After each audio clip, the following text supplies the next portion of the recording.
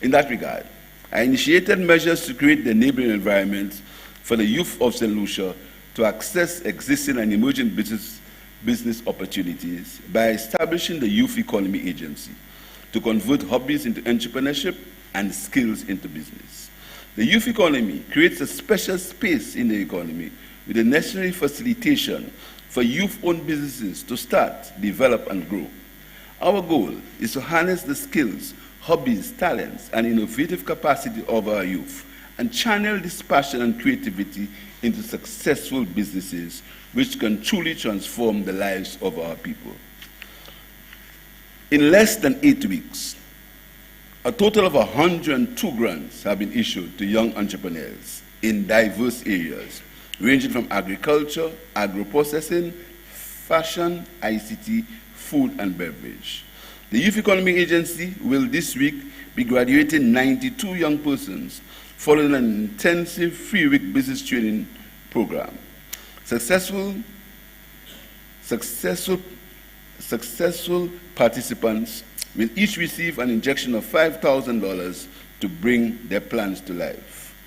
The Youth Economy Agency has already conducted free business mixers at Grocery Genuine Library with Sufre to come later this week. The Youth Economy Agency has also launched its mentorship program, but the most encouraging part is the active linkages that we see young entrepreneurs forming among themselves to support, to procure goods and services from each other. And that was only just one of the objectives of the Youth Economy Agency already coming to life. Through the youth economy, we're expecting a cadre of the objectives of the Youth Economy Agency already coming to life. Through the youth economy, we're expecting a cadre of young, disciplined, innovative,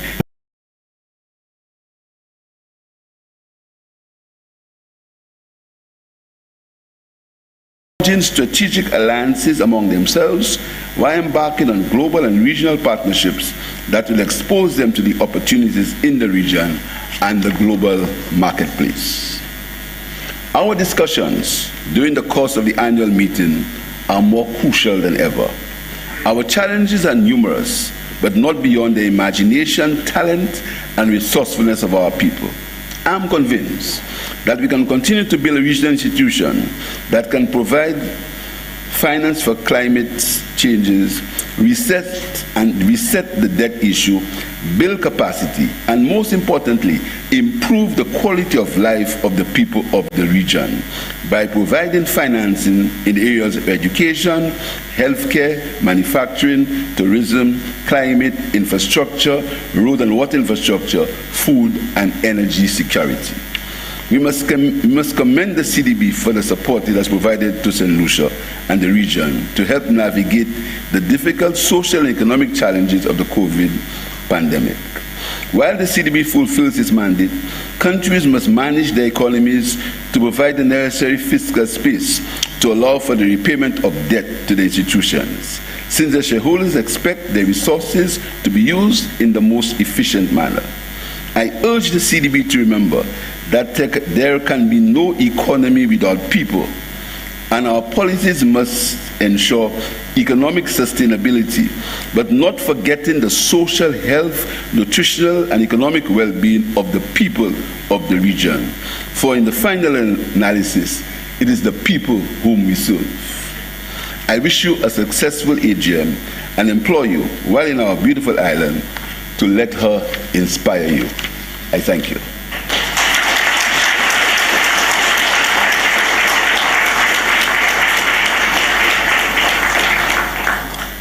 I now call on the Governor for Belize to give his response.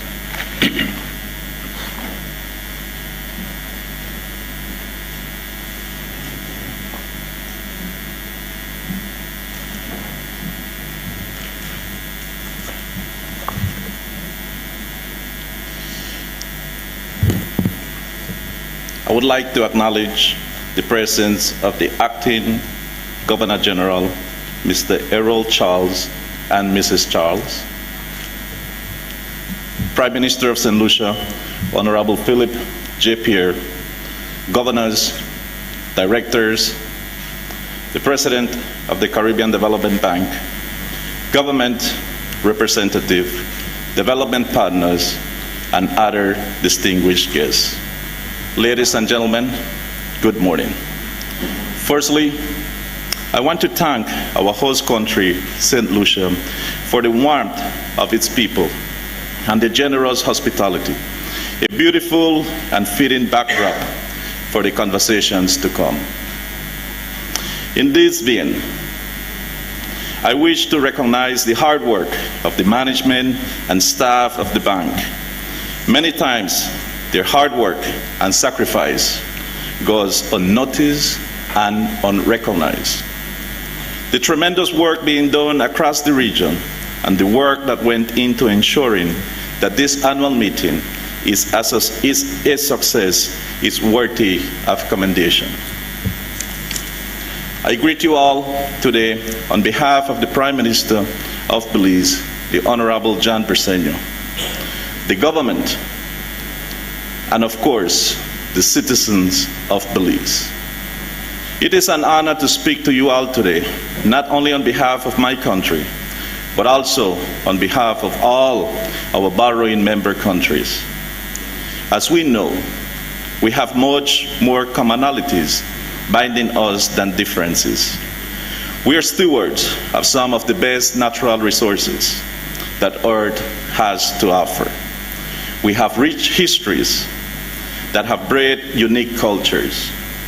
On the other hand, we are also economically vulnerable with multiple significant constraints, and we are highly exposed to the risk of the global arena.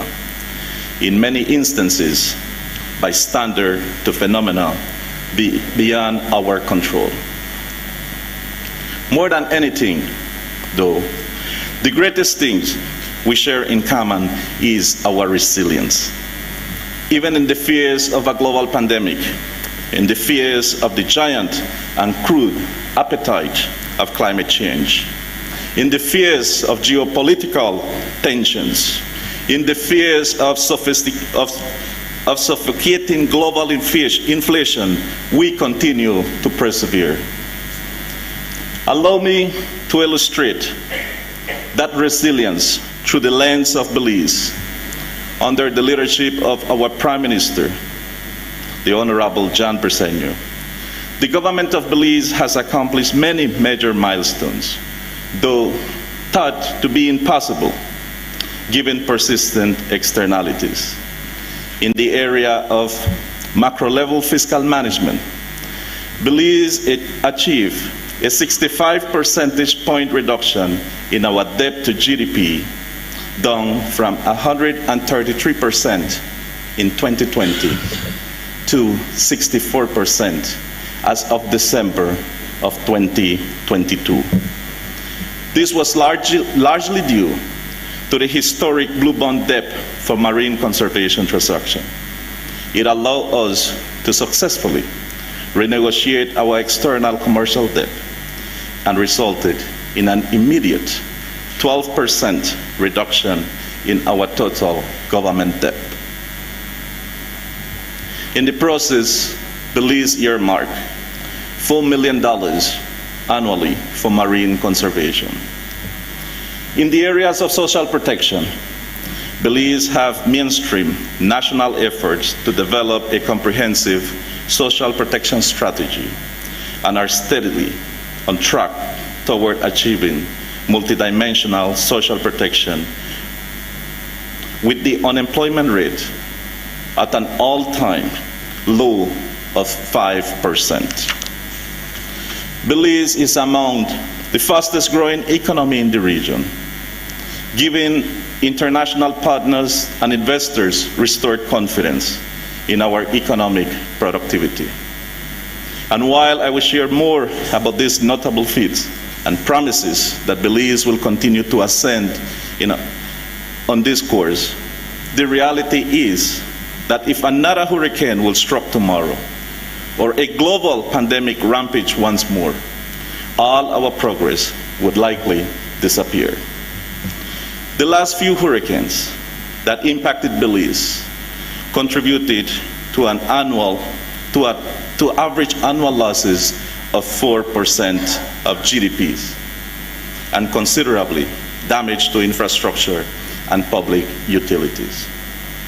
Even without a direct hit, flooding in our central districts reached unprecedented levels and left us with an estimated $100 million worth of damage. Hurricane Lucia, a Category 1 storm that hit last November, once again underscored our vulnerability. Though only a Category 1 hurricane, thought to be best case scenario, still require emergency response and left us with considerable damage. This story is not one that only Belize can tell. Every single borrowing member country holds a similar fate.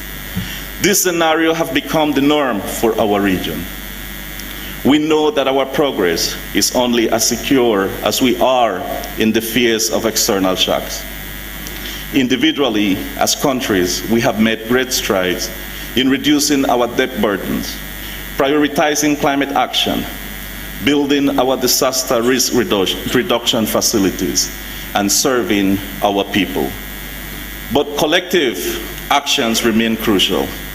This only underscores the urgency for more collaboration at a regional level.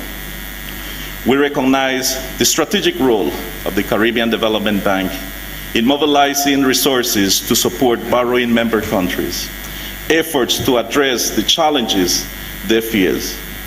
The bank's targeted and strategic financial support have enabled each of our countries to prepare customized development solutions paired with unparalleled technical expertise, and more importantly, aligned with our individual national development plan. Belize will continue to champion the bank as it works arduously to meet its role, mandate, and the expectations of its borrowing member countries. We will also continue to advocate for the bank among strategic partners and stakeholders. We acknowledge the ongoing effort of the bank to mobilize climate finance. We need the bank to advance its effort to provide affordable financing to our countries by pursuing blended finance. We wish to see the banks provide direct support to borrowing member countries to develop comprehensive climate adaptation projects. And I say adaptation, not by mistake. And advance the mobilization of climate finance for loss and damage as negotiated at COP27. Mr. Chairman, thank you once again for convening us and leading this necessary conversation. And we thank the bank for being such an essential partner to our borrowing member countries. We trust the conversations had will be born of genuine regards for the countries we represent and the people we serve. Thank you for the opportunity to address this gathering, and may we forge stronger partnerships to advance the development interests of our borrowing countries. Thank you.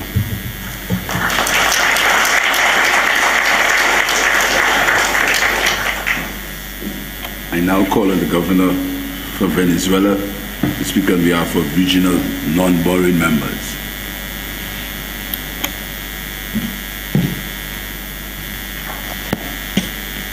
Good morning. Acting Governor General of St. Lucia, His Excellency Mr. Cyril Errol Charles, Honorable Prime Ministers, Governors, Honorable President of the Caribbean Development Bank, representatives of the member states, representatives of the bank, and participants all to this 53rd annual meeting of the Board of Governors of this institution. With the certainty of the success that this meeting will generate, I wish to convey to you our fraternal greetings on behalf of the non-borrowing regional members. It is an honor for me to participate in this Board of Governors chaired by St. Lucia host country. We congratulate the Prime Minister, the Honorable Philippe Pierre, and his team for organizing and hosting this event. We also salute the work carried by the Honorable President of the Caribbean Development Bank, Dr. Ginny Leon, and we take the opportunity to thank him for visiting our country, Venezuela, in March of this year, hoping to deepen the presence and participation of Venezuela with this institution. From Venezuela, we believe that the CDB's approach for 2023, which will seek to focus on access to financing, is very relevant for the current economic situation, as it is a fundamental aspect of the development process in emerging economies. An obvious reality is that the global demand for financing is enormous at all levels and in all aspects, while the amount of monetary resources has always been limited. The reorientation of access to financing is a central issue in the current financial order, since developing countries require greater support from international financial institutions with the access criteria that not only measure indicators of economic income, but do not depend on subordination to the implementation of specific economic policies, and that can also address the vulnerability of these economies to external shocks, natural disasters, and variations in international markets, especially in the countries with the greatest difficulties. In response to the challenges facing the world today, we believe in the importance of the reconfiguration of the global economy toward a diversified and a multipolar one. Today's world is witnessing a breakdown in the traditional economic order, and it is in this regard, we highlight the role played by emerging economies, mainly through their associations in cooperation blocs such as the BRICS, whose presence on the international scene is on the rise. The global monetary system is moving in a more inclusive direction with diverse payment arrangements. Hence, a new international financial mechanisms that give trade real freedom for expansion is pertinent. In this sense, the Bridgetown Initiative 2.0 could generate sufficient momentum and energy to enable the development of a new regional financial architecture, more inclusive for developing countries, more responsive to the current economic and financial challenges, with less preponderance on the conditionality, and oriented toward ensuring the welfare of the people. Although we have faced strong economic and financial challenges in recent years, we can finally begin to leave behind the period of complexity that the COVID-19 pandemic entailed, whose economic aftermath we have not been yet able to overcome. Will we move forward in our efforts to resolve complex geopolitical scenarios, mitigate climate change, and address the food and energy needs of developing countries? It is our duty to emphasize that the willingness to work together as a region is a responsibility and must be our guiding principle. From Venezuela's point of view, our presence in the historical path toward development in the Caribbean region is undeniable. However, the imposition of illegal coercive measures unilaterally on my country, violating the principles of international law, not only have negative effects on our people, but the development initiatives that we have implemented with our brothers and sisters in the region that have been severely affected, presenting a negative scope on the regional level. We urge to remove the sanctions on Venezuela and Cuba. However, we reaffirm our willingness to continue working together with this institution and hand in hand with its member countries for the economic development and welfare of the peoples.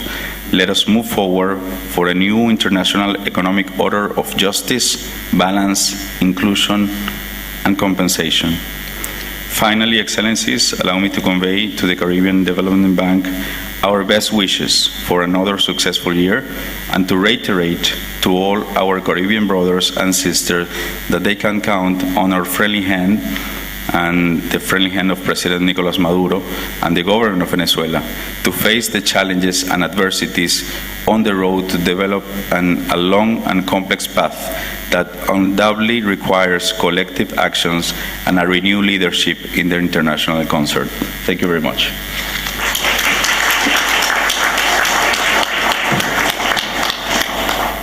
To speak on behalf of non-regional members, I call the Governor for Germany.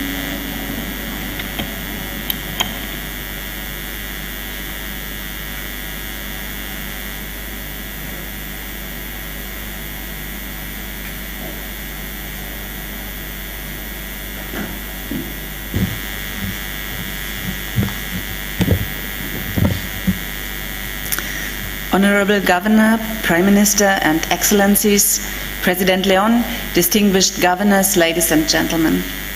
I'm honored to deliver these remarks on behalf of Niels Annen, the Governor for Germany, for the group of non-regional, non-borrowing members of the CDB. Governor Annen was unable to join us today in person due to an urgent parliamentary commitment. First of all, please allow me to thank the government and the people of St. Lucia for hosting this annual meeting and the CDB team for all their hard work in organizing. The Caribbean region is facing a number of challenges today, which together are reducing the scope for sustainable development. Until the social consequences of the pandemic are overcome, we still have a long way to go. Economically, while tourism has rebounded and inflation has been curbed, it remains a key challenge compounded by rising interest rates and burdening levels of debt. So, environmentally, the climate crisis is posing fundamental threats to the people of the Caribbean, most of all to the poorest and most vulnerable.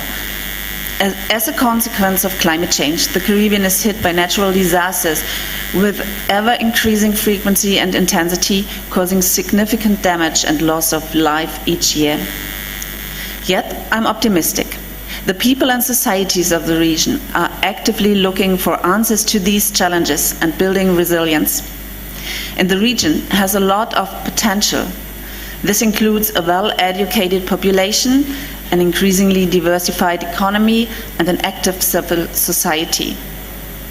Adequate and affordable finance for development, as the title of this meeting suggests, is one of the crucial enablers of sustainable development in the Caribbean. We also particularly welcome the focus on gender equality, youth, and indigenous people within the agenda of the annual meeting. In these challenging times, societies need to be more resilient against crisis. Strong international and multilateral cooperation can contribute. More investments are needed for the protection of the global climate and our natural resources. As part of ongoing reform processes in multilateral development banks, shareholders have been highlighting the need to provide and protect global public goods like climate, biodiversity, and pandemic prevention, and integrate them more deeply in the operations on the ground. In this regard, we invite management to explore opportunities to incentivize and leverage investments in the provision and protection of regional and global public goods in the Caribbean, focusing in particular on the immense impact of climate change. We welcomed the CDB's early work on addressing the recommendations of the G20 review on capital adequacy frameworks and look forward to further engagements in the board and at the level of governors. As a regional development bank, CDB is particularly well positioned to support borrowing member states in implementing their respective climate targets, both in terms of mitigation and adaptation. As non-regional members, we also encourage CDB to continue and strengthen its efforts to implement the bank's climate targets and to fully align its operations with the Paris Agenda. In this context, robust disaster risk management remains an absolute necessity. CDB has also been critical in promoting resilient reconstruction in the wake of disasters, which is an important preventative contribution limiting the impact of future shocks. Finally, concerning CDB's risk profile, we would like to stress that in the interest of protecting current lending conditions and volumes for borrowing countries, the AA+ rating must be preserved, and in the medium term, we would like to see CDB return to being a AAA-rated institution. We appreciate your regular updates to the Board of Directors and Governors on the financial health of the bank. CDB is a key partner for non-regional member countries, including Germany, in the development cooperation with the Caribbean region, and CDB and the region can count on our continued support. Thank you.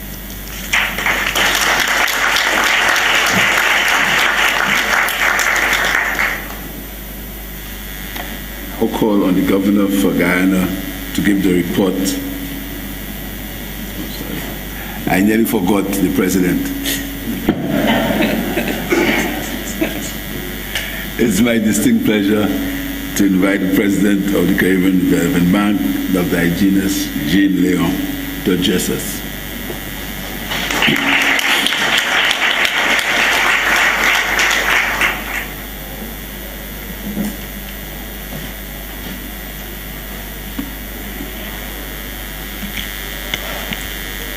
Good morning, all.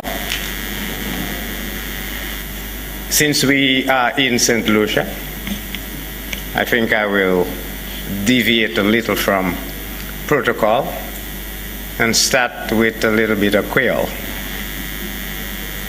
So, Monsieur Excellence, Député Gouverneur Général Cyril Errol Charles et Madame Anicia Charles, Monsieur Premier Ministre Philippe G. Ministre Gouvernement Saint-Lucie, Gouverneur Banque Nou, diplomate l'autre pays et mon invité, Madame et Messieurs, et tout ça qui suivent nous ici sur Internet, ici pays et l'autre pays. Translated into good morning and welcome.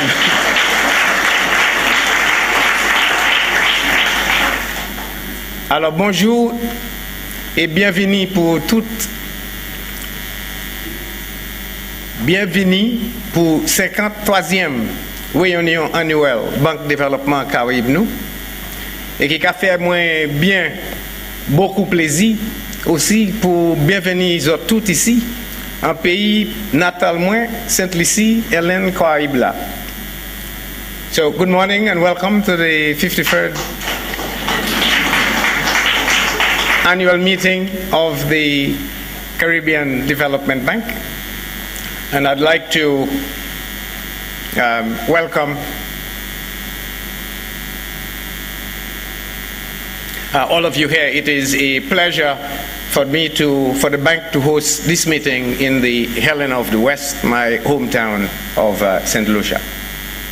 The borrowing member countries of the Caribbean Development Bank today are being challenged like never before. The advent of a 1 in 100-year pandemic, layered on existing economic and environmental vulnerabilities, plus the war in Ukraine, thrust the world into a period of geopolitical realignment, supply disruptions, food and energy insecurity, and volatile financial markets. These shocks led to sharp declines in output, eroded some of the socio-economic gains made in past years, and further slowed the region's progress towards the attainment of the Sustainable Development Goals. They have also contributed to rising debt levels, the erosion of fiscal space, and increased inequality and poverty levels. Equally concerning is the global trend towards fragmentation into distinct economic blocs with different ideologies, political systems, technology standards, cross-border payment systems, and reserve currencies. This potentially exposes the region to additional risks as fractures in the flow of capital, goods, services, and technology across borders could add to inflationary pressures, eliminate jobs, and deprive people of food, medicine, and other essentials. In other words, fragmentation could result in another supply-side shock, leading to sharper increases in prices and less output. These difficult circumstances have increased the development challenges in the region. To better address the challenges of BMCs, CDB recognized that it must reimagine its approach to development. We needed a paradigm shift. At the basic level, the shift began with our understanding of development. And in Creole, pour nous appli meilleur aider ces pays à qui même banque nous ka ni pour changer manière nous ka garder et comprendre concept développement et nous ni pour changer tête à pied. We have to turn things on its head if we are to understand how we take this forward. So at the bank, we pivoted our understanding of development to promote a holistic systems approach where productive and institutional capacity, environmental sustainability, social resilience, and financial affordability are seen as essential components of the evolution of the system. While implementation at a point in time may be specific, each part must be located within the systemic picture over time. In other words, we cannot leave any part behind. Your bank, CDB, was at the forefront of the regional effort to accelerate recovery from the COVID-19 pandemic and supported programs for health, social resilience, and learning continuity in the Organization of Eastern Caribbean States, the OECS. CDB, in partnership with CARICOM Secretariat and OECS Commission, developed the Let's RIP program to provide schools in the borrowing member countries with a roadmap to address the pandemic-related learning gaps and to increase inclusion. The RIP program provided certification training for 2,910 educators in Caribbean schools. We also strengthened special education training for 175 teachers in St. Lucia to better respond to varied student needs and to improve the quality of education. In 2022, total disbursements increased by 12.2% to $285.9 million US, comprising $180.7 million US in loans and $105 million US in grants. Behind these approvals and disbursement figures are human lives, which were positively affected as the bank worked closely with countries, communities, and development partners to develop on the SDGs. The bank also made strides with key projects in Suriname, Guyana, Bahamas, St. Vincent and the Grenadines, and Belize, and has expanded its partnership with member countries and development partners. Among these new partnerships is a soft loan of $50 million US with the government of Italy for a program to support sustainable development projects in the Caribbean. Interventions are also underway to increase climate resilience, trade, and agriculture. Of note, are 14 million euros from the European Union to implement the Caribbean Action for Resilience Enhancement CARE program, and $9.9 million US from the Adaptation Fund to implement the Building Resilience for Adaptation to Climate Change and Climate Variability in Agriculture in St. Lucia project, a long title. In the past year, the bank committed an estimated US $41 million of its own funds towards climate change initiatives, mainly in energy and infrastructure. The bank has also stepped up its level of ambition and adopted a climate finance target of 25 to 30% of its own resources towards climate change adaptation and mitigation by 2024, up from 11% in 2021.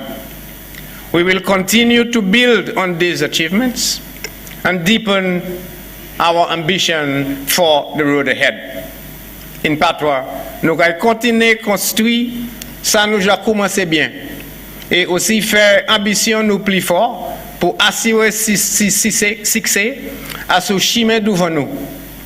On the road ahead, we will do what it takes to ensure that we have and can continue the ambition that we have set ourselves.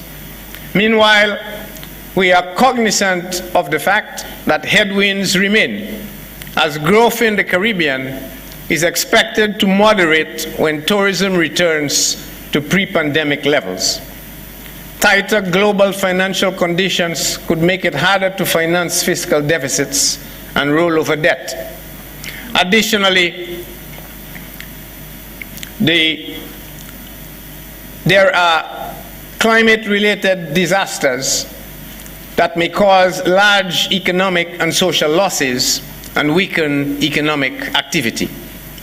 Nevertheless, we will remain steadfast and single-minded in our aspiration to accelerate the pace of economic activity, close the gap to achieving the SDGs, and fundamentally alter the development path to place countries on a higher and more sustainable welfare path in the future by building internal resilience capacity. We can frame our thinking about building internal resilience capacity as a trilogy comprising, first, refining the international development paradigm, second, building partnerships, and third, strengthening policies. So the first part of the trilogy is refining the international development paradigm. We need to, in other words, measure better to target better. So let us therefore agree that the use of gross national product or gross national income as a proxy for development is insufficient. And therefore, our usual set of policies to grow GDP will also be insufficient. Let us agree that in a world with a multiplicity of shocks, sustainability remains a dream unless we can conquer resilience. Let us agree to advance the global development agenda by adopting beyond GDP measures like the UN's Multidimensional Vulnerability Index as our guideposts, and by extension, a broad GDP vulnerability and resilience policy tool to target improving internal resilience capacity of a country, and therefore, and thereby, its sustainable development. Many stakeholders are proposing specific institutional reforms to make international development assistance and climate finance architectures more suitable for the 21st century. A prominent example is the Bridgetown Initiative. To complement the Bridgetown Initiative, the CDB is exploring new and innovative ways to shape how concessional financial assistance is allocated, including through the Multidimensional Vulnerability Index, or our Recovery Duration Adjuster Framework. Multilateral development banks, including the CDB, have also been recently designated as prescribed holders of special drawing rights by the International Monetary Fund, and can use these SDRs for loans, swaps, pledges in exchange for currency, or settling financial obligations, among other purposes.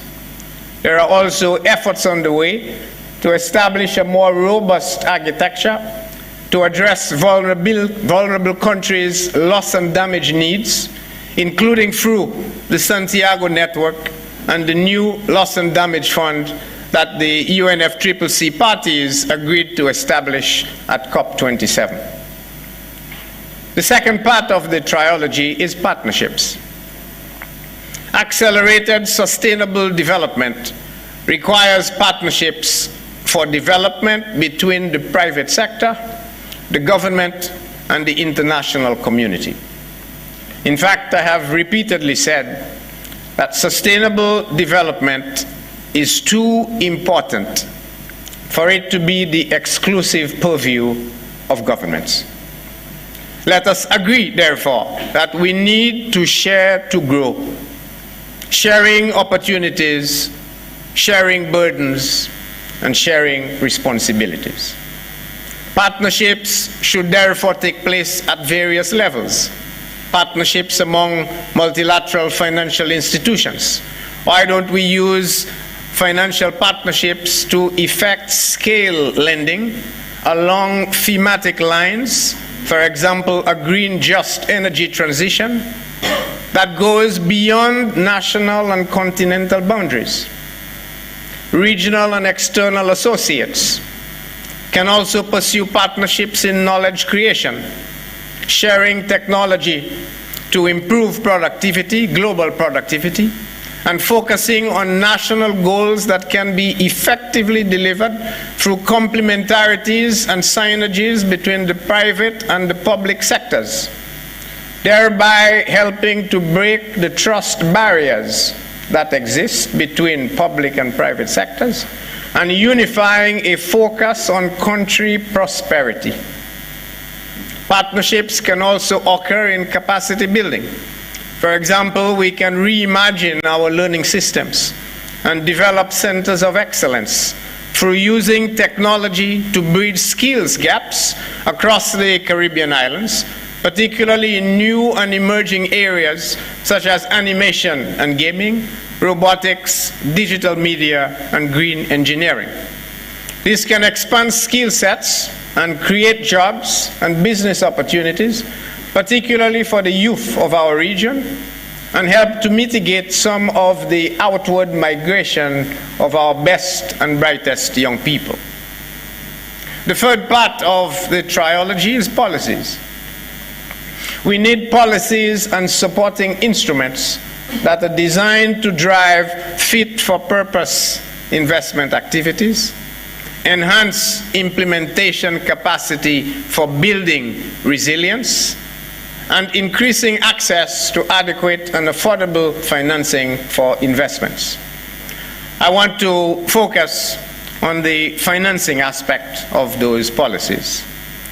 It includes creating policies and designing instruments geared towards developing a resourcing ecosystem that provides liquidity for rescue, liquidity for recovery, and liquidity for repositioning based on need and not only on GDP.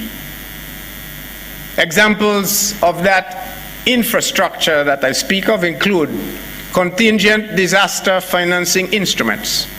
For example, a class of guarantees for financing the impact of natural hazards. Contingent debt instruments to cushion the effect of an exogenous shock. Instruments for mobilizing and intermediating private sector financing for development. Revisiting debt sustainability frameworks to incorporate a wide class of debt clauses. Exploring guarantees to enhance the quality of portfolios. And expanding insurance instruments to facilitate resilience. Let us agree, therefore, that we need a suite of instruments and affordable financing with appropriate governance frameworks to customize our varying needs and deliver on the promise of resilient prosperity for all of our citizens. CDB has a special role to play in navigating these challenging times. The bank will relentlessly pursue its ambitious agenda to build internal resilience capacity in our BMCs using the trilogy of improving the international development paradigm, building partnerships, and strengthening policies. However, our efforts alone will not take us over the finish line. We request your continued and unwavering support as we are determined to introduce and execute novel and innovative approaches to support our membership. We will continue to demonstrate unmatched resilience and improved responsiveness as the region's development bank, as we remain true to our mandate of transforming Caribbean societies and committed to safeguarding the vision of resilient prosperity. The fate of the region and the bank are inextricably linked. When the region succeeds, the bank succeeds. It is therefore in our collective interest to work together. And in Creole, les banques là fait bien, nous toutes fait bien. Alors nous n'y pour travailler ensemble. Passer en l'été nous pour travailler ensemble. So let us act together and act now, because the moment is with us, and if we allow it not to happen, we will need to reflect in history why we did not do what we were called to do. Thank you.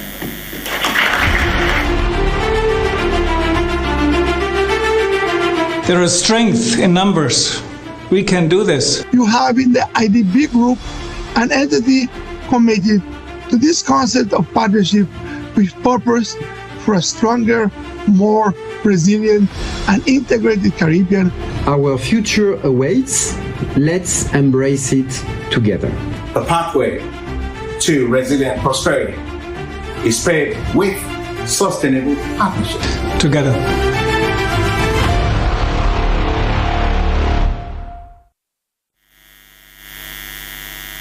Thank you very much. I suggest that the president goes to Patwa School.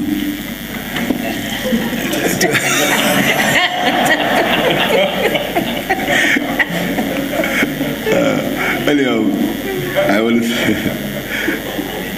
thank the president for bringing our Creole to focus. And I want to invite you, if you want to learn Creole, you can do it for a small fee. It's my distinct pleasure to invite the chairperson of the governor for Guyana to give us a recount what happened at the Procedures Committee meeting. Governor for Guyana.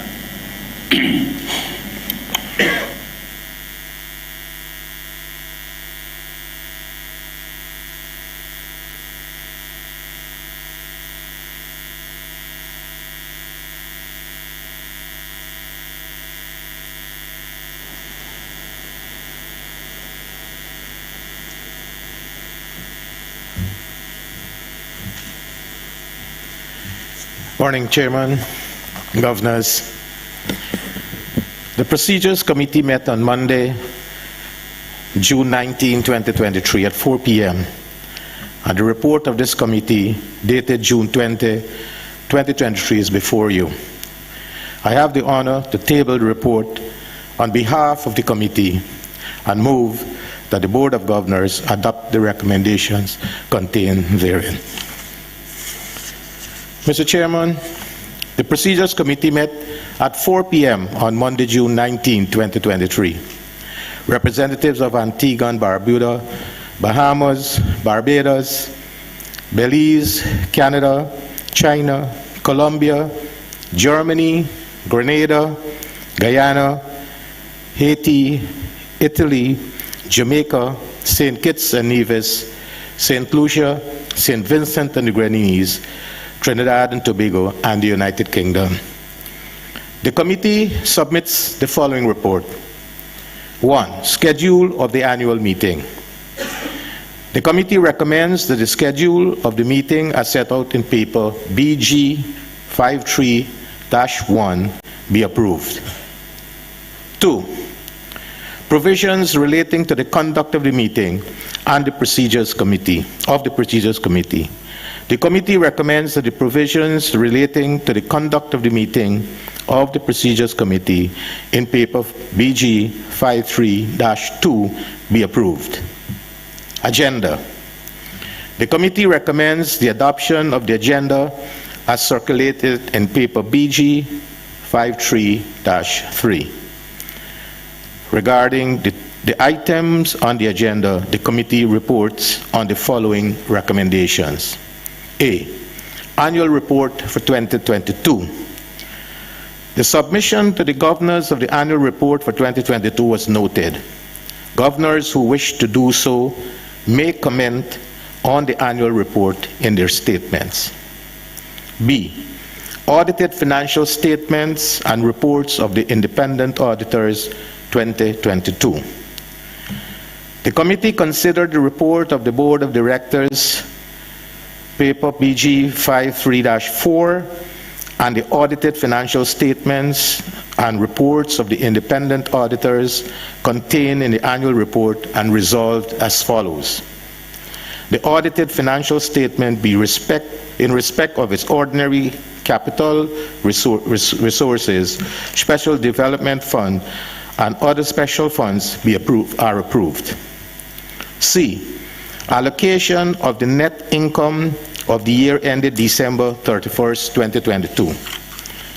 The committee considered the report of the Board of Directors, paper BG 53-5, entitled Allocation of Net Income, and resolved as follows. The net income of $21,188,000, being the operating income arising from the ordinary operations of the bank, are as reported in its statement of comprehensive income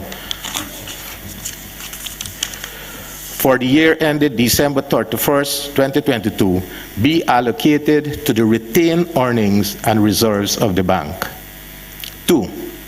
The net income from the year ended December 31st, 2022 from its special operations relating to the general funds of $1,723,000, the contribution from the International Development Agency of $72,000, the contribution from the Bolivarian Republic of Venezuela of $3,000, and the contribution from the agency Francis D. Development of $60,000 respectively be allocated to the reserves of those resources to be used in any manner not inconsistent with the purpose and functions of the bank, any rules or regulations governing each such special funds and any agreement relating thereto.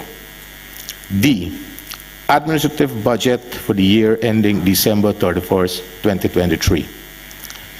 The committee considered the report of the Board of Directors, paper BG 53-6, entitled Administrative Budget for the year ending December 31st, 2023, and recommends that the governors note the budget. E. Expenses of the governors and alternates attending the meetings of the Board of Governors or committees thereof. The committee considered the report of the Board of Directors, paper BG 53-7, and recommends that the draft resolution entitled Expenses of Governors and Alternates Attending Meetings of the Board of Governors or committees thereof be adopted. Place and date of the 54th 2024 annual meeting. The committee considered the report of the Board of Directors, paper BG 53-8, and recommends that the draft resolution entitled Place and Date of 54th 2024 annual meeting be adopted. Elections of officers of the 54th annual meeting. The committee resolved that the Governor for Canada be elected as the chairman, and the governors for St. Kitts and Nevis, Columbia be elected as vice chairman. Any other business? The chairman will make reports to the Board of Governors. There being no other business, the Procedures Committee meeting ended at 4:45 p.m. Signed, Governor St. Lucia, Chairman, Dr. Tarchan Bargobin, Governor of the Corporate Republic of Guyana. Thank you.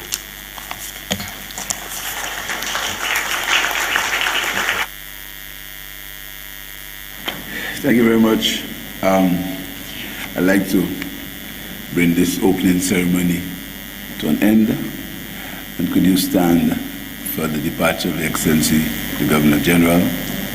And after, could our governors remain for a family photo?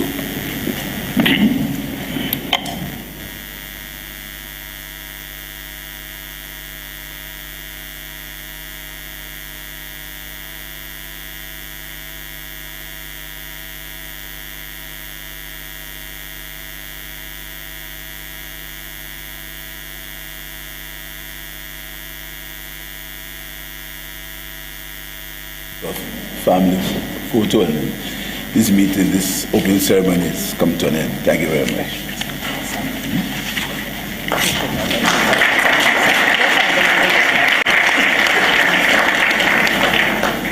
There are some refreshments on the outside. Remember, we have a meeting this afternoon. 1:40 lunch. All the governors are with us, so we'll